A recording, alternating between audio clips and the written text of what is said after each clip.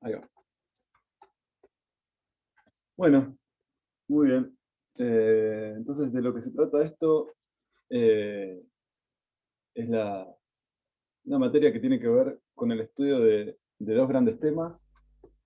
Por un lado, el electromagnetismo y por otro lado, la óptica. Obviamente es una materia introductoria, ¿no? Entonces, lo que vamos a ver acá son eh, algunos conceptos y en la medida de lo posible voy a tratar de bajar a tierra el dominio que a ustedes quizás les interesa lo que vayamos viendo, ¿no? Son biólogos, biólogas, futuros biólogos, biólogas, geólogos, geólogas, y el electromagnetismo y la óptica tiene mucho que aportar, digamos, a lo que ustedes a las preguntas específicas que a ustedes les interesa responder.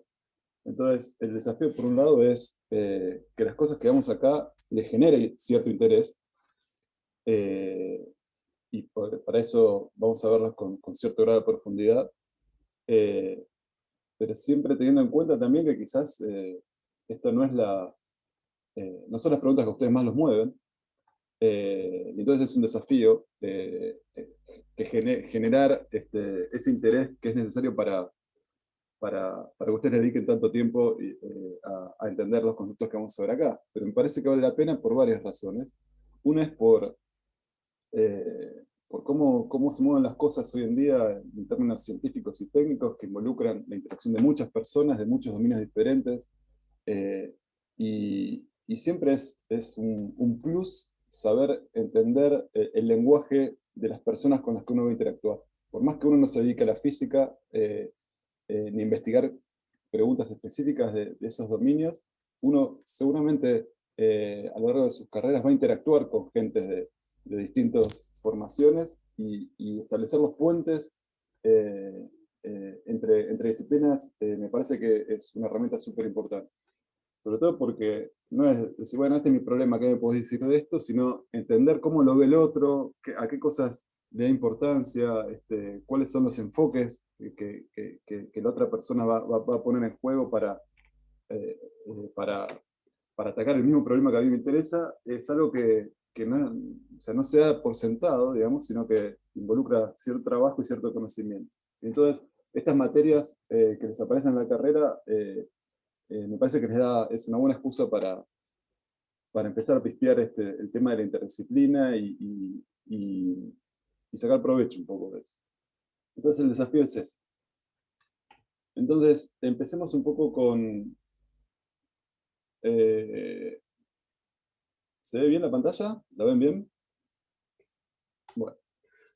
Entonces lo que vamos a ver al principio va a tener que ver con la parte de electromagnetismo en toda la primera mitad de la materia.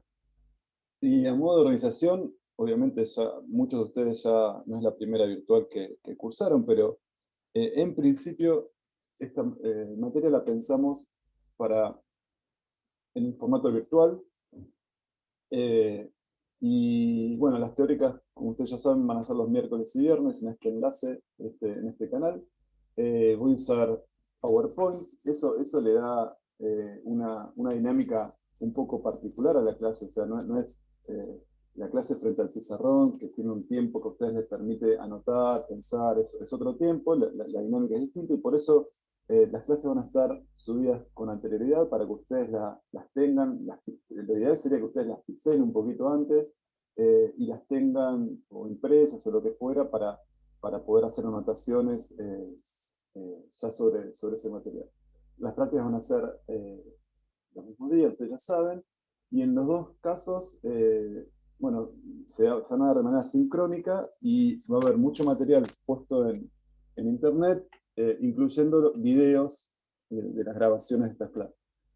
Y el laboratorio, bueno, también se va a realizar de manera virtual eh, y va a incluir prácticas con simulaciones. Eso ya se van a enterar. De todas formas, hay una iniciativa para armar un laboratorio presencial que lamentablemente no llegamos a definirlo antes de comenzar la cursada, pero la idea es que cuanto antes estén nombrados los cargos podamos implementarlo. Va a ser un laboratorio transversal a las tres cátedras de electro y óptica, donde de manera voluntaria, digamos, no va a ser obligatorio que sea presencial, pero ustedes los que quieran y realmente lo quieran aprovechar, y yo realmente eh, los impulso a hacerlo, aquellos y aquellas que lo quieran hacer, la idea es implementar, como ya les digo, un laboratorio optativo para hacer las prácticas en la facultad. Eh, y claro, si uno hace de acuerdo a cuántas personas se anoten, quizás no se pueden hacer todas las prácticas, pero la idea es que al menos una o dos prácticas tengan la posibilidad de hacerlas de manera presencial. Obviamente las que hacen ahí no las hacen entonces en Zoom. Este, y entonces es algo que los voy a mantener al tanto porque me parece importante ni bien lo podamos implementar. Bueno, entonces la materia consta de estas tres patas, digamos, y para probar los trabajos prácticos, eso involucra, ustedes ya saben, aprobar cada uno de los exámenes, de los dos exámenes parciales que se van a hacer, o los respectivos recuperatorios, y aprobar las prácticas laboratorias. Aprobando, digamos, los exámenes, los parciales y las prácticas de laboratorio, se aprueban los trabajos prácticos de la materia. Y luego viene un final que se arregla conmigo al final de la materia. Cada parcial se puede recuperar una vez y las recuperaciones van a tener lugar al final del cuatrimestre, ¿no? Y una vez que hagan la nota recuperatoria, esa es la nota que les queda asociada al parcial correspondiente. Bueno, entonces, ¿qué materias van a tener a su disposición? Bueno, una herramienta muy importante es la página de la materia, que está en el sitio del Departamento de Física, Materias de lugar, y es Electro y Óptica, el turno C, año 2021, cuatrimestre 2, ¿no? ESHOCA 2021-C2. Ahí es lo que, a donde van a parar es a este lugar, a este sitio, donde vamos a ir colgando bastantes materiales y sobre todo en la parte del cronograma pueden tener acceso a los cronogramas anteriores, eso puede ser útil, ahora les digo por qué, pero está de manera muy ordenada lo que vamos a ir viendo clase por clase. ¿Está bien? Hay algunas clases especiales donde les digo, las uso para bajar a tierra todo lo que vayamos viendo, por ejemplo, para entender un poco de conducción nerviosa, más adelante para ver campo magnetoterrestre, quizás meto otra de tormentas eléctricas, no sé, estoy viendo si entra en el cronograma. Eh, y ya hay fecha del primer parcial. Ahora se las van a pasar los chicos de la práctica también, es el 10 de junio. Eh, También el segundo parcial, que va a ser el 24 de noviembre, y los recuperatorios van a ser en esta fecha. ¿Eh? Lo interesante de esta página es que al lado de cada teórica van a tener un link al PDF de la clase correspondiente, que ya está subido desde ayer, la clase de hoy, y a los videos de YouTube de esta grabación, para que ustedes lo puedan repasar. Y también les sirve para ordenarse en cuanto a la práctica. Estas son las guías y los ejercicios que más o menos se van a pretender avanzar en sincronía con las teóricas.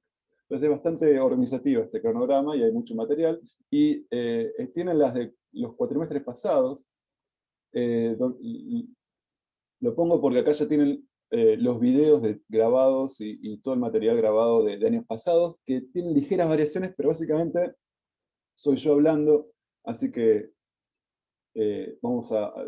recorremos los mismos temas, con algunos, voy aprendiendo algunos enfoques que más me interesan a medida que pasa el tiempo, pero todo el material básicamente lo pueden encontrar también acá. Entonces, otra cosa interesante, bueno, en la parte de las prácticas, también va a haber materiales, y en la parte de material adicional, hay un link a bibliografía donde ahora les voy a hablar. Acá va a haber dos textos recomendados, si quieren, para apoyar todos los contenidos sobre la parte de electromagnetismo. Podemos hablar de óptica. Uno es el Sierra-Szymanski y otro es el Serwold, donde lo pueden consultar. Otra parte interesante, material adicional, es que justamente hay material adicional. Entonces sobre todo vamos a ir subiendo esto, hay algunas simulaciones computacionales que van a ser de interés, ya van a ver cómo las empezamos a usar en esta teórica. Bueno, entonces la otra parte también que vamos a utilizar tiene que ver con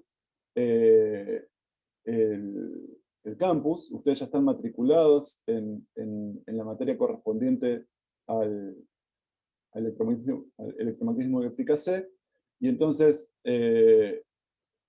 ustedes ya conocen esto. Acá van a estar las guías de ejercicio, algunos foros.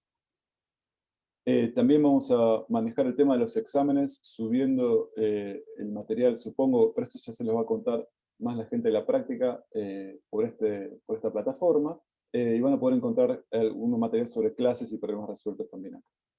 Entonces, acá ya están matriculados en el campus. En cuanto a la página de la materia, que es esta que está acá, lo que les voy a pedir es que se suscriban, entren su email acá, se suscriban, para que cuando haya alguna modificación, alguna subida de material, a ustedes les llegue el aviso y no se lo pierdan. Bueno. Perfecto. Entonces este es un poquito el pantallazo de lo que les acabo de contar. Dicho esto, no sé si alguien quiere comentar algo, alguna impresión o algo, o nos metemos y empezamos con algunos de los contenidos de la clase de hoy. Bueno, empezamos. Muy bien. Y entonces, empecemos por el principio. De lo que vamos a tratar en esta parte tiene que ver con fenómenos eléctricos y magnéticos. Y entonces, podemos empezar diciendo que en realidad este tipo de fenómenos aparecieron como curiosidades. O sea, no es que la vida de la gente hace muchos años estaba al tanto de este tipo de fenomenología, no es que aparecían por todos lados los fenómenos eléctricos. Si uno agarraba una piedra y la dejaba caer, bueno, veía que la piedra caía, y entonces uno se podía empezar a preguntar cosas, y como decía Aristóteles, lo hace porque su lugar natural está abajo, y el lugar natural de algo gaseoso está arriba, y eso, de esa manera explicaba esos movimientos, o más adelante con Galileo y Newton. Bueno, pero la cosa era que esas necesidades de explicar esas cosas aparecían porque la gente estaba en contacto todo el tiempo con ese tipo de fenómenos, y eso no parecía ocurrir con este otro tipo de fenomenología que ahora vamos a estudiar, que tiene que ver con los fenómenos eléctricos y magnéticos, sino que aparecían más que nada como curiosidades. De repente alguien, bueno, el primer registro se tiene en el año 600 a.C., Tales de Mileto consigna que había como un material, una piedra, que atraía limaduras de hierro, ¿no? Y era una atracción, era algo curioso simplemente. Esta piedra, que se llamaba piedra imán, porque venía de la isla de Magnesia, piedra magnetita, atraía limaduras de hierro.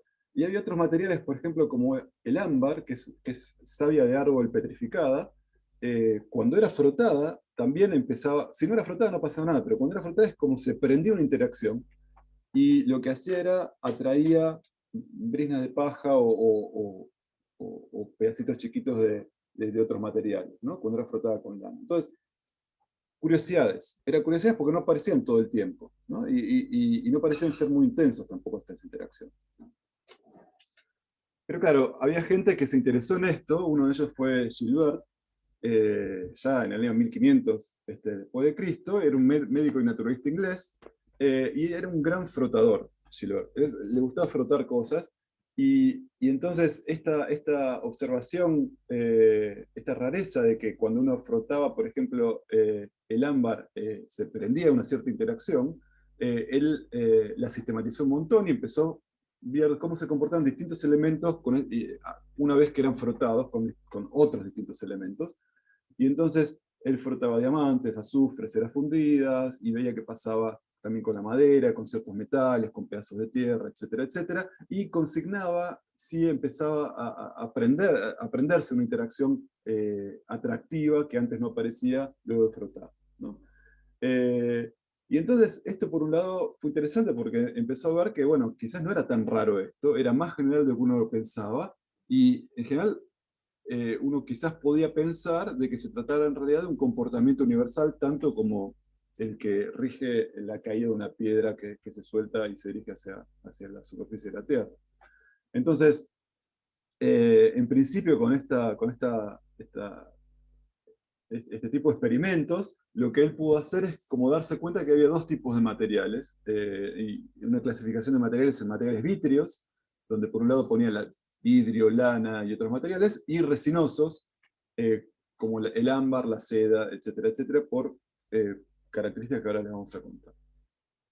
Entonces, claro, cuando frotaba y aparecía una interacción, él se preguntó acerca de eso es lo que le interesaba analizar, y en ese análisis introdujo la noción de esta fuerza nueva, la fuerza eléctrica, él la llamó, para describir estos fenómenos, ¿no? Esta interacción que se prendía.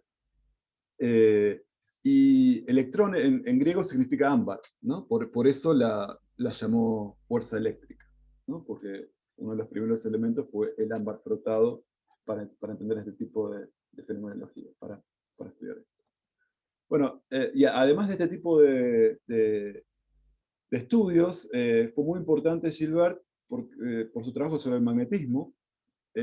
Hizo varias cosas, las vamos a retomar más adelante cuando veamos el magnetismo, pero simplemente les menciono que se dio cuenta que cuando uno tiene una piedra imán, siempre para cualquier piedra de ese tipo de piedras, uno podía identificar como dos posiciones bien particulares, dos extremos que eran bastante diferentes, que los llamó polo norte y polo sur, y que veía entonces que si agarraba dos piedras imanes, los polos norte, polos iguales se repelían, y polos distintos se atraían, así un poco lo fue definiendo. Eh, y súper interesante también su idea de que para explicar el funcionamiento de lo que vamos a conocer como brújulas, digamos, propuso que la Tierra misma se comportaba como un imán. Entonces fue uno de los primeros en proponer que había un campo magnético terrestre, ¿no? Bueno, sigamos un poco, en 1747, hablemos de Franklin. Franklin siguió interesado por los fenómenos que hacían aparecer estas interacciones eléctricas, digamos, y lo que propuso es que la electrificación está por frotamiento, se puede entender si se piensa que los cuerpos, uno de los tipos de cuerpos que había estudiado, denominados cuerpos vítreos, al frotar son los cuerpos que reciben lo que es llamado un fluido eléctrico, que más adelante lo podemos entender como, en realidad, reciben carga eléctrica, y había los otros tipos de materiales, que eran los resinosos, al frotarse, entregaban ese fluido eléctrico o carga eléctrica, ¿no? Esa era la diferencia que Benjamin Franklin proponía para entender por qué se comportaban distintos los cuerpos vítreos que los cuerpos resinosos. Los cuerpos vítreos, cuando eran frotados, recibían un fluido eléctrico, una carga eléctrica, todavía no sabía bien qué era, pero le daba ese nombre, y los resinosos la entregaban al ser frotados. Eso es lo que producía el frotamiento. Y entonces esto es interesante porque esta idea de que al frotar algo cedía o algo recibía esta cosa que se llamaba carga, implicaba que sea lo que fuera esta carga, es una cantidad que se conserva, ¿no? Lo que está pasando es que un cuerpo le cede a otro esta propiedad, el otro la recibe, y ese desbalancea algo y hace que aparezca una interacción que antes no estaba porque las cosas estaban balanceadas. Entonces, es bastante interesante el enfoque que propone Franklin, ¿no? Que hay una cantidad que se conserva detrás de estos procesos de frotamiento que dan lugar a la aparición de estas fuerzas electrostáticas. Entonces, todavía no sabemos qué es la carga eléctrica, esta gente tampoco sabía qué es la carga eléctrica, pero de todas formas eso no les impidió seguir experimentando, seguir preguntando a la naturaleza propiedades de esta nueva interacción, que se prendía, ya les digo, al frotar cosas. Y había observaciones experimentales muy interesantes. Por ejemplo, supónganse que ustedes tienen tres cuerpos, el cuerpo A, B y C, y los tres cuerpos los froto, ¿no? Pueden ser dos cuerpos vítreos, o sea, pueden ser cuerpos vítreos o resinosos, no importa, los froto. Al frotarlos algunos recibieron esta cosa de carga eléctrica, otros se dieron carga eléctrica y quedan desbalanceados, quedan cargados de alguna manera, que están frotados. ¿no? Entonces, la observación experimental súper interesante fue la siguiente. Si yo tengo estos tres cuerpos, agarro dos de ellos, A y B, y verifico que se repelen. Se repelen entre sí. Entonces, siempre pasaba que el tercer cuerpo o se repelía con ambos o se atraía con ambos. ¿Eh? Eso pasaba siempre. Otra cosa que podía pasar era que luego de frotar los dos primeros cuerpos A y B se atraían. Y lo que pasaba siempre entonces es que el tercer cuerpo se repelía con uno y se traía con otro, ¿no? Entonces, ¿cómo se puede explicar? ¿Cómo se podía explicar esto? ¿Cuál es la manera más económica, si quieren, la teoría más simple que puede explicar esto? Ya había una teoría de desbalance, esta visión. ¿Cómo se complementa con esta observación experimental? Bueno, para explicar esta situación y esta situación, una manera muy económica de hacerlo es postular que en realidad existen dos tipos de carga, que la podemos llamar carga azul y carga roja, o la podemos llamar carga positiva y carga negativa. ¿Está bien? Entonces, existen dos tipos de carga. Y si pensamos que cargas del mismo tipo se repelen y cargas de diferentes tipos se atraen, podemos explicar exactamente esta observación que se veía universalmente. ¿Está bien? ¿Por qué? Porque imagínense que estoy observando lo que dice acá en 1. Entonces, A y B están cargados, pero se repelen. Entonces, según mi teoría, deben tener diferente tipo de carga. ¿Y qué le puede pasar a C? Y bueno, hay dos tipos de carga. A tiene, por ejemplo, la positiva, B la negativa. C, si tiene la negativa, perdón, A y B se repelen, tienen el mismo tipo de carga, el mismo tipo de carga. Creo que lo dije mal antes. A y B se repelen, entonces acá tiene el mismo tipo de carga. Si las dos son positivas, hay dos opciones. C es positiva y se va a repeler con ambos, o C es negativa y se va a atraer con ambos. Y la otra observación tiene que ver con esto que está acá. Si A y B se atraían, según mi teoría, es porque tienen distinto tipo de carga. Y C o tiene la carga de A o tiene la carga de B. Por lo tanto, se va a repeler con uno y se va a atraer con otro. Así que esta explicación, esta idea, explicaba perfectamente estas observaciones experimentales y resultó ser correcta. Existen solamente dos tipos de carga. En este proceso de desbalance, lo que sea que se desbalancee es la carga eléctrica y solo le cabe dos posibilidades, o tiene carga positiva o tiene carga negativa. Y cargas del mismo tipo se repelen y cargas de diferente tipo se atraen. Como dice acá. Bueno. Y entonces, bueno, ya podemos ver la primera aplicación a la vida cotidiana de esto. Eh, y tiene que ver con este fenómeno de frotamiento, que ahora les muestro acá arriba.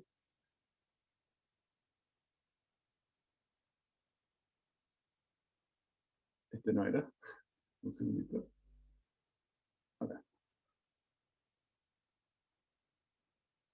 Esta es una gran aplicación porque se llama John Travoltage, que a mí eso ya me queda muy simpático. Y la idea es la siguiente, fíjense lo que pasa acá.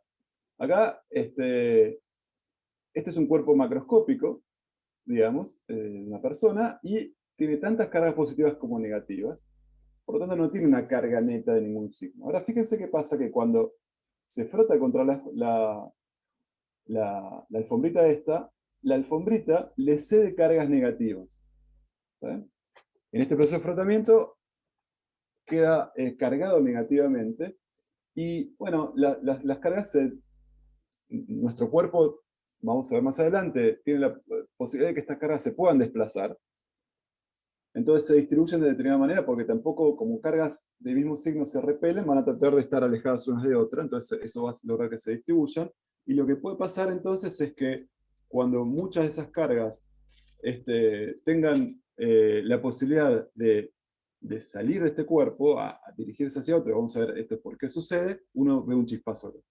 Entonces, este tipo de situaciones que uno, en Buenos Aires no sé si se ve porque es muy húmedo, pero en otras ciudades del mundo donde está más seco, uno nota que, sobre todo esta descarga que está acá, ¿no? Estas situaciones, Cuando las propiedades del aire seco lo hacen que sea más conductor, lo que sucede es que este exceso de cargas que uno ganó en el frotamiento puedan desplazarse y dirigirse hacia tierra, hacia otras superficies, produciendo un chispazo al hacer eso, ¿no? Este tipo de fenomenología, ahora se las cuento como algo totalmente anecdótico. La idea es que en un par de clases podamos entender completamente y revisitar esto y entender completamente qué es lo que está pasando acá. Desde el proceso de frotamiento, el proceso de reacomodación de cargas, y esta situación donde de repente el aire empieza a conducir, deja de ser un material que no conduce y se produce un arco acá, una patadita que seguramente todos ustedes alguna vez hayan experimentado. Entonces, esto se los muestro acá, tengámoslo en la cabeza y lo vamos a revisitar para poder entenderlo completamente en un par de clases. Entonces, sigamos adelante. Entonces, ¿qué vimos hasta ahora? Hasta ahora vimos que la aparición de estas interacciones electrostáticas que hacían atraer, por ejemplo, papelitos cuando un poquito de resina o de agar era frotado. Y básicamente eso, al ser frotado, lo que uno hacía era cargar un cuerpo, desbalancearlo en cuanto a la carga. O le metía carga o le sacaba carga, ¿no? Y este desbalance, ya les digo, tiene atrás la idea de algo que se conserva, que en este caso es la carga que se conserva, no se crea carga en un punto que antes no había, sino que un cuerpo se la cede a otro. Esa carga puede ser, ese exceso de carga puede ser exceso de carga positiva que yo le doy a otro cuerpo, cargas positivas, o exceso de cargas negativas que le doy a otro cuerpo. Y este desbalance que se genera, ahora hace que aparezca una carga neta en algún lado y prende interacciones de esas cargas netas con el resto de las cargas del universo, ¿no? Y esa propiedad nueva, que vamos a llamar, es una propiedad fundamental en la física, que es la carga eléctrica, tan fundamental, por ejemplo, como la masa de un cuerpo, que ustedes ya vieron en, en física 1, digamos, en la parte mecánica, es la responsable de esta interacción. Así como la masa era responsable de, por ejemplo, la interacción gravitatoria, un cuerpo que tiene masa interactúa gravitatoriamente con otros cuerpos que tienen masa. Bueno, un cuerpo que tiene una carga neta interactúa electrostáticamente con otros cuerpos que tienen carga neta. ¿Eh? ¿Una pregunta? Interrúmpanme muchas veces. Bueno, seguimos. Bueno, entonces, en la vida cotidiana, en general, los cuerpos macroscópicos poseen un balance casi perfecto de cargas positivas y negativas. Por lo tanto, como están muy balanceadas, la carga neta es cero y no podemos hablar que estos cuerpos estén cargados, eh, y por lo tanto no son visibles para la interacción esta electróstica de la que estamos hablando. Son invisibles para eso. Pero eso no significa que las interacciones electrostáticas no son importantes, son muy importantes, y actúan sobre todo en la escala microscópica molecular, y más aún en la escala nuclear, ¿no? Vamos a ver que estas fuerzas pueden ser realmente muy intensas, y sobre todo dentro del núcleo. Ustedes saben que en el núcleo atómico uno tiene protones y nucleones. Los protones son partículas que están cargadas positivamente y están muy cerquita unas de otras, y eso va a hacer que la fuerza en realidad repulsiva entre ellos sea muy grande, enormemente grande. Si no se rompe el núcleo, o sea, se disgrega el núcleo, es porque hay otra fuerza que compensa a esta repulsión enorme de carácter electrostático. A esa fuerza se la llama fuerza fuerte. No en vano, porque realmente tiene que ser muy intensa para contrarrestar a la repulsión electrostática que actúa a la escala eh, nuclear. ¿Eh? Bueno, ahora, esta propiedad física que que llamamos carga, tiene una particularidad que es la siguiente. Eh, Existe como una carga mínima. ¿Saben? Una carga mínima, menos de ese valor de carga no se ha detectado.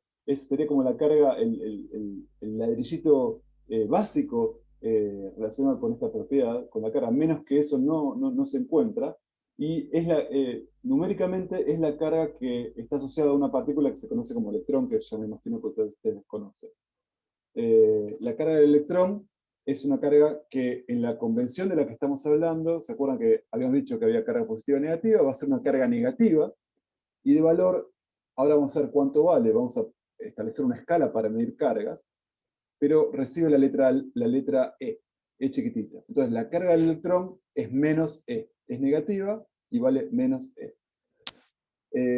Existe otra partícula, que es el protón, que tiene exactamente la misma carga del electrón, pero con signo positivo, ¿no?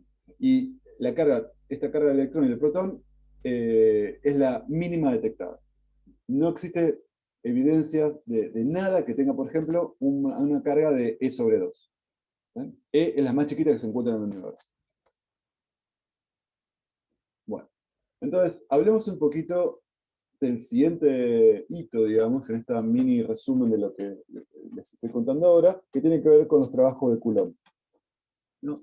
Coulomb se interesó mucho en caracterizar cuantitativamente, a partir de experimentos, cómo funciona esto de la interacción que aparecía cuando yo tenía dos cargas puntuales. Porque ahora esta gente disponía de mecanismos de encender estas interacciones.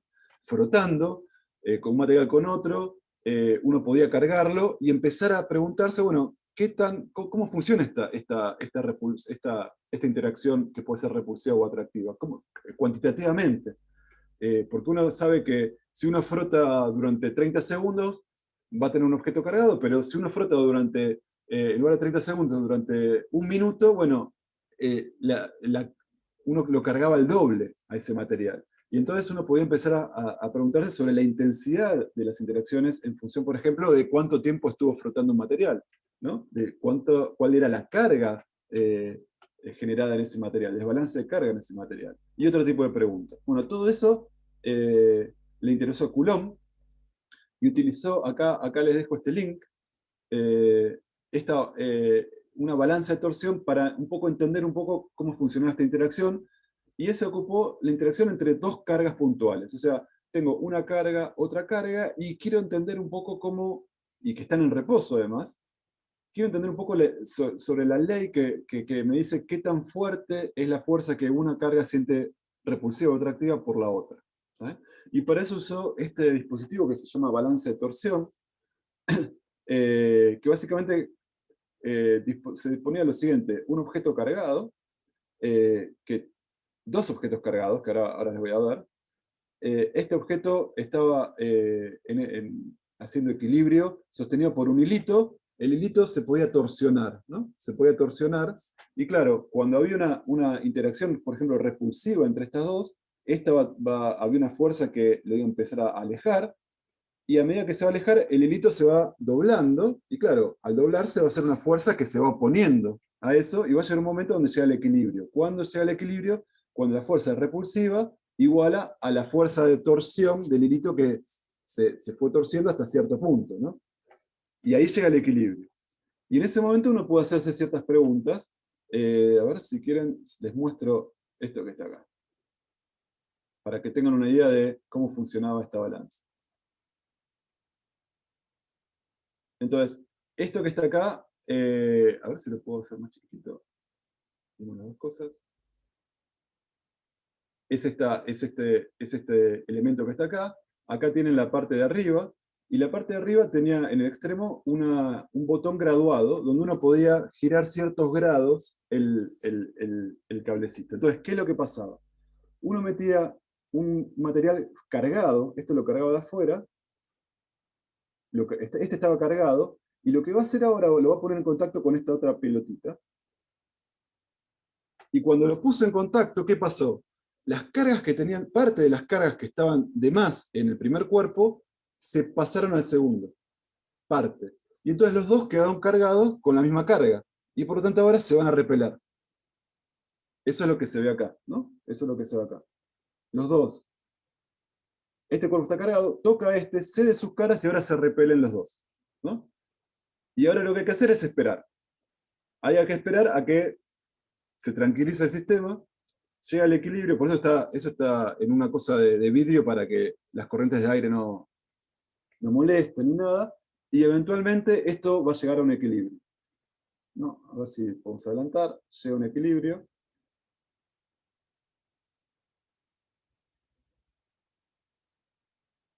Un poquito más. Y en el momento que llega a un equilibrio,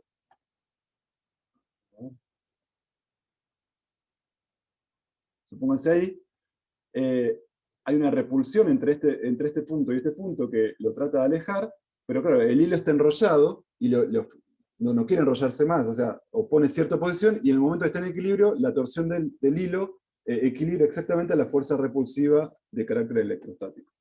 Y una vez que pasa eso, uno puede, girando el cablecito de acá arriba, yo creo que voy a sacar esto, uno puede decir, bueno, voy a girar el ángulo este y voy a ver cuánto lo tengo que girar, o sea, qué ángulo tengo que hacer para que la distancia, por ejemplo, se reduzca a la mitad, ¿no? O se reduzca a un tercio, ¿está bien? Y entonces lo que se ve es que para achicar la distancia por 2 había que multiplicar la fuerza de torsión, o sea, había que girar esto de tal manera que la fuerza de torsión, que les proporciona al ángulo este, aumente 4 veces. Y para achicar la distancia en un factor 3, había que aumentar la torsión en un factor 9. Y esas son las mediciones que hizo Coulomb. No hizo muchas, hizo 3 de estas, porque era bastante difícil. Pero con estas 3 mediciones, lo que se dio cuenta es que la fuerza repulsiva de estos pequeños carguitas electrificadas estaba en razón inversa al cuadrado de la distancia que las separaba, ¿no? Porque para que la distancia disminuirla por 2, yo tenía que aumentar la fuerza por 4, significa que la fuerza dependía no de la distancia, sino de la distancia al cuadrado. De la misma manera que si para achicar la distancia 3 veces tenía que aumentar la fuerza 9, nuevamente esa es una evidencia de que la dependencia con la distancia es como la distancia al cuadrado. Entonces, esto es lo que le permitió a Coulomb darse cuenta de lo siguiente. Bueno, de lo que dice acá, ¿no? La fuerza repulsiva de dos pequeñas bolitas electrificadas de la misma naturaleza eléctrica, o sea, con el mismo signo, funcionan en razón inversa al cuadrado de la distancia entre sus centros, ¿no? Depende disminuye como el cuadrado de la distancia. Entonces, vamos a poner en un lenguaje matemático, más riguroso, si quieren, esta observación, ¿no? Entonces, lo que hizo Coulomb fue entender cómo era la interacción entre dos caras puntuales que estaban en reposo. Entonces, vamos a introducir notación. Las caras las llamamos Q1 y Q2. La carga Q1, estoy acá teniendo un sistema de referencia, la posición R1 es donde en el espacio es este vector que me dice la posición de la carga Q1, R2 es la carga Q2, la posición de la carga Q2. Hay una distancia entre ellos, que es el vector R21, ¿está bien? R21, que es la diferencia entre R2 menos R1, es R21, ¿está bien? Y bueno, y las cargas, ya sabemos que no son cargas puntuales, digamos, tienen cierto tamaño, de 1 y de 2, pero vamos a asumir para esta descripción que estos tamaños son chiquitos, ¿no? Eso significa que las cargas son puntuales, que las distancias típicas entre las cargas son mayores que los radios, por ejemplo, de estas esferitas, ¿no? Estamos en esta aproximación, la distancia R21 es mucho mayor que los diámetros estos, y por lo tanto vamos a considerar que son caras puntuales, ¿sí? Lo que queremos decir con esto es que no nos va a interesar la descripción de alguna partecita de la esferita, sino que vamos a pensar que toda esta esferita es un único cuerpo que está ubicado en R1, y toda esta esferita es un único cuerpo que está ubicado en R2, y nos vamos a ocupar de cómo toda esta esfera interactúa con toda esta esfera, ¿no? Eso es lo que quiso decir Coulomb con entender estas caras como puntuales en este sentido. Bueno, y están en reposo, ¿no? Estudia esto en reposo. No se están moviendo. Y entonces, lo que vio Coulomb fue lo siguiente. Bueno, la fuerza F21, es esta que está acá, que la carga 1 le hace a la carga 2, resultaba proporcional a las cargas, O sea, si yo aumentaba, frotaba más las cargas, la fuerza era más intensa. Y además, es un vector, ¿no? La fuerza. Entonces yo tengo que saber en qué dirección actúa. Y bueno, la fuerza aparecía siempre en la dirección R21, o sea, en la dirección que unía a 1 con 2. Actúa en la dirección que une las cargas. Y esta es la observación de la balanza de torsión de Coulomb. La interacción en cuanto a intensidad decaía cuadráticamente con la distancia entre cargas. O sea, iba como la distancia al cuadrado. ¿Okay? Y además, dependía del medio en el que se encuentran las cargas. O sea, si esto es agua, la intensidad era un poco diferente a dejar todo igual, pero poner acá aire, o poner acá aceite, o lo que fuera. O sea, dependía del medio, ¿no? Entonces, todas estas cosas eran observaciones experimentales. La fuerza proporcional a las cargas actuaba en la dirección que unía las cargas, decaía cuadráticamente con la distancia entre ellas y dependía del medio. Bueno, todo esto en el lenguaje matemático se dice de esta manera.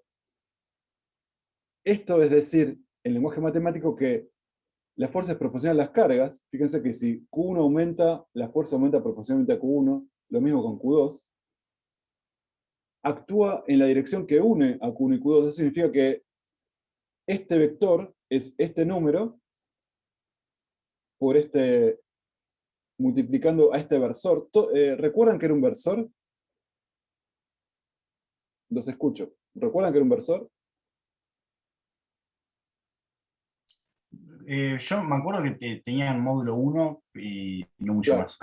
Bueno, es un vector de módulo 1. Y cuando un vector, vos le sacás el grado de libertad que tiene que ver con con el módulo, digamos, siempre, bueno, este es 1, lo único que queda reflejando es una dirección y un sentido. Entonces, un versor es eso, me sirve para identificar un versor, perdón, una dirección y un sentido. En este caso, el versor R21 sería como este que está acá, ¿no? Tiene la dirección de R21, pero tiene módulo 1. Entonces lo que me indica es la dirección y el sentido que va desde 1 hasta 2. ¿No? Eso es R21. ¿Está bien? Entonces, lo que está diciendo esto es que la fuerza está en la dirección que une a 2, 1, y su módulo tiene que ver con esto que está acá. ¿Está bien? Y entonces, su módulo tiene que ver, es proporcional a cada una de las cargas, es inversamente proporcional al cuadrado de la distancia entre las cargas, y depende de una constante además, que esta constante va a depender del medio. Entonces, ¿estamos de acuerdo que esta es la manera matemática tan bella y tan concreta para decir todo esto que está acá? ¿No? Está diciendo exactamente esto que está acá. ¿Sí?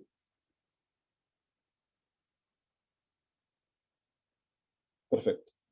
Entonces está capturando un montón de fenomenología que costó años identificar. Y todo eso llevó a esta expresión matemática.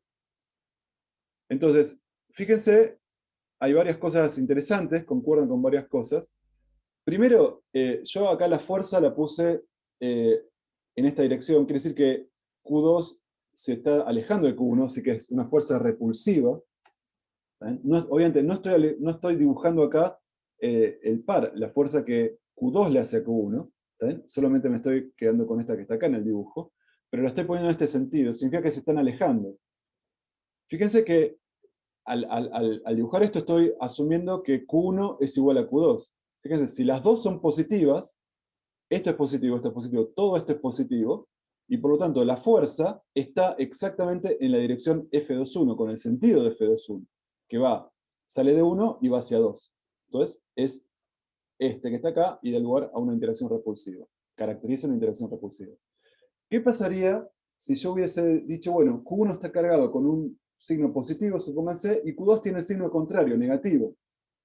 Fíjense que ahora, si Q1 es positivo, me va a dar algo, multiplicado por Q2 que es negativo, va a dar algo que ahora va a ser negativo, y todo esto va a ser negativo, y por lo tanto la fuerza como vector va a tener un signo contrario al signo de R21. Así que en lugar de dirigirse de acá para acá, se va a dirigir al revés, de acá para acá. Así que la fuerza la debería pintar desde acá hasta acá. Y eso da cuenta de una fuerza atractiva entre las cargas, que está bien, porque las cargas en este caso son de signo contrario, y habíamos visto ya hace años que objetos cargados con distintos signos se atraían. ¿Se entiende eso? Obviamente, si las dos cargas son del mismo signo negativo, también se van a repeler. ¿Por qué? Porque este va a ser negativo, este va a ser negativo, y el producto entonces va a ser positivo, y nuevamente la fuerza va a estar en la dirección R21, que es esta dirección que está acá. Con este sentido que hace que se alejen las cargas. ¿Se entiende esto? ¿Se entiende? Sí, perfecto. Bueno, un poco de notación. Este es el versor R21, es un vector de módulo 1, que es, o sea, es el vector este cuando hago que el módulo valga 1. Así que es el versor R21 es el vector R21 cuando lo divido por su módulo. Todo esto va a ser un vector de módulo 1 paralelo a R21, ¿no? Entonces, cuando digo versor R21, en realidad lo que puedo decir también, bueno, es el vector R21 dividido su módulo, ¿no? Así me construyo el versor R21. Así que muchas veces también van a encontrar que la fuerza de Coulomb, esta fuerza también se llama coulombiana, en lugar de poner el versor acá, reemplazo por el vector R21. El vector R21, acuérdense que era la diferencia de los dos, por eso lo pongo acá, dividido su módulo. Pero el módulo acá ya aparecía al cuadrado, así que cuando aparezca un módulo más, por reemplazar el versor por el vector, acá va a aparecer al cubo. Entonces, o pueden encontrar esta manera de escribirla, o esta que está acá, son las dos idénticas. Con el versor pongo acá, decae como R cuadrado, o si pongo acá el vector, R2 menos R1, acá aparece la distancia al cubo. De todas formas, tanto esto como esto, me hablan de que la interacción decae cuadráticamente con la distancia, ¿no? Por más que acá aparezca un cubo, este cosa tiene módulo R2 menos R1, así que el decaimiento es como R cuadrado, como la distancia cuadrada. Bueno, y hablemos un poquito de K. K es una constante que a veces se puede escribir como una K0, que es universal, dividido kappa, y kappa se la conoce como constante dieléctrica del medio donde están las cargas. La constante dieléctrica del aire, la constante dieléctrica del agua, si fuera agua, la constante dieléctrica del aceite, lo que fuera. Y típicamente es mayor o igual que 1. Vale 1 en el vacío, o sea, K0 sería la constante dieléctrica del vacío, y todos los otros medios tienen una constante un poco más baja. ¿Vale? Quiere decir que la interacción electrostática disminuye levemente cuando estas cosas están sumergidas en algún material y no están en el vacío. Bueno, unidades. Fíjense que acá, esto es una fuerza, así que haga lo que haga acá adentro, me tiene que dar, es una fuerza física, por lo tanto, tiene que ser newtons. ¿Está?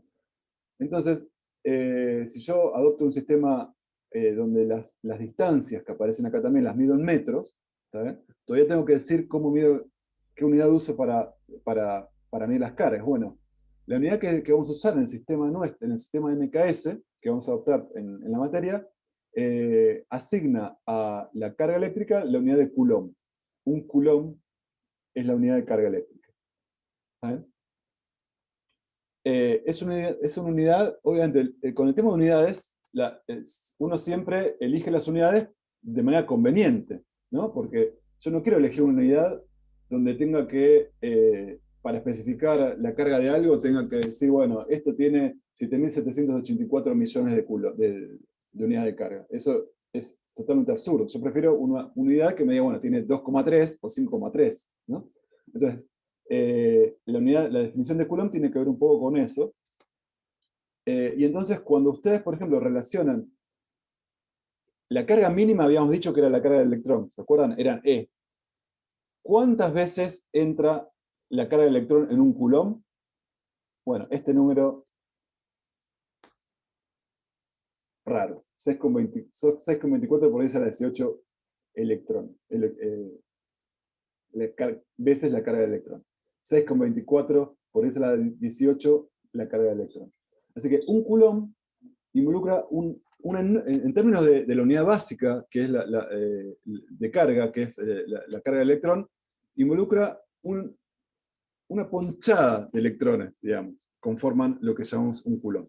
¿Eh? Entonces uno puede decir, pero, bueno, vamos a entender un poco más adelante por qué esta definición que parece un poco caprichosa de lo que es un coulomb. ¿Eh? Para nosotros a esta altura de la materia, vamos a adoptar como que un coulomb es esto que está acá, y vamos a ver un poco más adelante de dónde viene, en realidad, esta definición. Pero por ahora, quedémonos con que las cargas se miden en coulomb, y un coulomb es 6,24 por 10 a la 18 veces la carga del electrón. O sea, hay 18 ceros en la relación que me vincula la carga mínima con lo que es un coulomb. 18 órdenes de magnitud. Así que cuando hablamos de carga mínima, es muy mínima en el sentido de la escala que estamos viendo cuando hablamos de coulomb. Bueno, y entonces fíjense que habiendo introducido la manera de medir carga, entonces ya podemos darle unidades acá, a la constante esta que está acá. ¿Por qué? Porque toda esta multiplicación me tiene que dar en newtons. Entonces, esto es un coulomb, esto es un coulomb, esto me da metros cuadrados. Cuando coulomb cuadrado dividido metro cuadrado lo multiplico por K, me tiene que hacer aparecer un newton. Y entonces, por lo tanto, la unidad de K va a ser newton por metro cuadrado sobre coulomb cuadrado.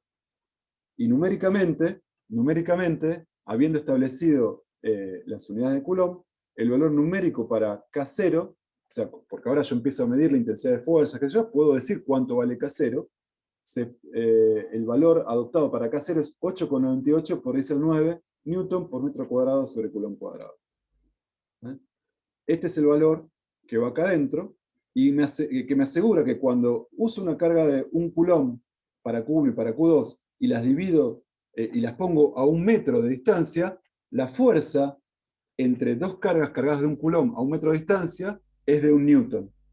De esa manera se elige, digamos, aparece este valor que está acá para la constante, ¿no? Es el que me hace que la intensidad medida en newtons sea 1 cuando pongo una carga de 1 Coulomb separada de otra carga de 1 Coulomb a 1 metro. ¿Sí? De ahí sale el valor numérico este que está acá. Muy bien. Bueno, hablemos un poco de intensidades. ¿Está bien? Entonces, para eso pongamos un ejemplo. Supongamos que en este ejemplo esta carga es un protón. Y esta otra carga también es un protón. Y que están dentro del núcleo. Así que esta distancia es una distancia típica entre protones dentro del núcleo. Entonces, pongámosle número a las cosas. Entonces, las distancias típicas son del orden del femtómetro. 10 a la menos 15 metros es la separación entre dos protones dentro del núcleo. La masa de un protón es 1,7 por 10 a la menos 27 kilos, en cuanto a masa, y la carga dijimos que era la carga de un electrón, que en Coulomb es 1,6 por 10 a la menos 19 Coulomb. 1,6 por 10 a la menos 19 Coulomb. Perfecto. Y entonces ya tenemos todos los ingredientes. Vamos a asumir además que están en el vacío. Así que K0 es esto que está acá. Tenemos todos los ingredientes para calcular cuál es la fuerza que un protón le hace a otro. Están separados por 10 a la menos 15 metros típicamente. Cada uno tiene esta carga. Y están en el vacío. Así que puedo hacer esta cuenta. ¿Está bien? Entonces, cuando hago eso, y me fijo, bueno, cuánto me da el número, en módulo, bueno, tengo más o menos 9 por 10 a la 9 acá adentro como constante, 1,6 por 10 a la menos 19 al cuadrado, porque es Q1 por Q2, es una carga por la otra, dividido 10 a la menos 15 al cuadrado, o sea, me hace aparecer un 10 a la menos 30 metros cuadrados acá abajo, ¿no? Entonces, puedo ver cuánto, realmente ahora puedo entender qué tan intensa es la fuerza coulombiana dentro del átomo, dentro del núcleo. Cuando hago esto, que está acá, bueno, fíjense que acá me va a hacer aparecer algo a la menos 38, y acá tengo un más 9, así que me va a aparecer un menos 10 a la menos 29. Me queda 23 por 10 a la menos 29, dividido 10 a la menos 30 newton, ¿no? Y cuando hago esta cuenta, me queda 10 a la menos 29 dividido 10 a la menos 30 es 10. Así que me queda 230 newton. Así que la fuerza que un protón le hace a otro dentro del núcleo es 230 newton. ¿Sí? ¿Qué les parece? ¿Es mucha o es poca? Y parece mucha. Bueno, yo diría que parece poca. Pero bueno, porque falta entender, para ver si parece mucho o poco, hay que entender un poquito cómo funciona una fuerza, recordar un poquito, ¿no? Y el efecto de una fuerza sobre un cuerpo tiene que ver con cuánto lo acelera, ¿no? El cambio que le produce su estado de movimiento. ¿Está bien? Bueno, entonces uno se tiene que preguntar, bueno, ¿qué aceleración produce una fuerza de 230 newton? Bueno, eso va a depender de la masa del cuerpo. A mí, que estoy un poco gordito, digamos, 100 kilos, supónganse, no me acelera mucho, ¿no? 230 dividido 100 será una aceleración razonable, pero fíjense la masa que tiene un protón. La masa que tiene un protón no son 100 kilos, va como 10 a la menos 27 kilos. Así que 230 newton dividido la masa del protón, ¿está bien? Es este número enorme de metros sobre segundo cuadrado. Son 1,35 por 10 a la 29, son 29 ceros, ¿está bien? Metros sobre segundo cuadrado. Esa es la aceleración que produce una fuerza de 230 newton para una partícula de masa tan chiquitita. ¿Está bien? Entonces, las aceleraciones son enormes. La patada que le da esta interacción de un protón a otro es enorme.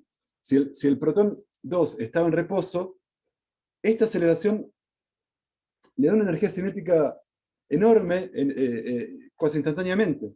¿Vale? Bueno, ¿por qué no lo hace? Entonces ustedes se pueden preguntar, bueno, pero entonces, ¿por qué no estallan en 1000 pedazos los núcleos atómicos? Si la interacción es tan grande de esta fuerza colombiana, ¿por qué no se separan, se alejan unos de otros? Bueno, efectivamente, como yo les comenté antes, los protones están acompañados dentro de los núcleos de otras partículas, se llaman nucleones, que tienen carga cero, o sea, no participan en este tipo de interacciones colombianas, pero que prenden otro tipo de interacciones entre los nucleones, que se llaman interacciones fuertes, que son las que justamente mantienen al núcleo ligado.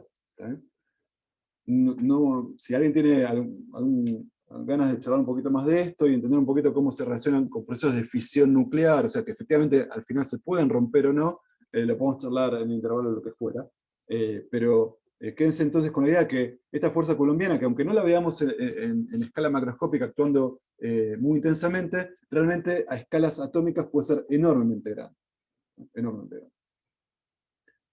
Bueno. Entonces les propongo hacer un intervalito de 10 minutitos. Nos encontramos 10 y 10. ¿Alguna tiene alguna pregunta o algo? ¿Un comentario? Bueno, entonces hagamos un cafecito, 10 minutitos y nos volvemos a encontrar. ¿Está bien? Buenísimo. Vale, perfecto.